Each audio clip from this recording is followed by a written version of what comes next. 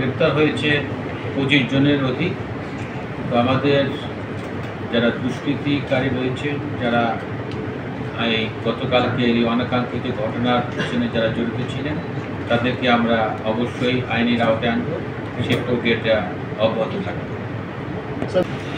এটা তো আপনারা জানেন যে ময়নাতদন্ত হয়নি, আমরা আইনি প্রক্রিয়ার মধ্যে স্যার প্রথম থেকে থাকবে 11টা থেকে 2টা পর্যন্ত শিথিল থাকবে, তারপর আবার 2টা থেকে 6টা। আমার প্রশ্ন 2টা থেকে পুনরাদেশ না দেওয়া কালকে আবার রিভিউ করা হবে, পরিস্থিতি বিবেচনা করে কালকে 11টা থেকে চলবে, তারপরে রিভিউ করা হবে, রিভিউ করে আবার সিদ্ধান্ত নেওয়া হবে। 40-45 জনের সংবাদ পেয়েছে, এর মধ্যে আইন শৃঙ্খলা বাহিনী প্রায় 10 জনের মতো।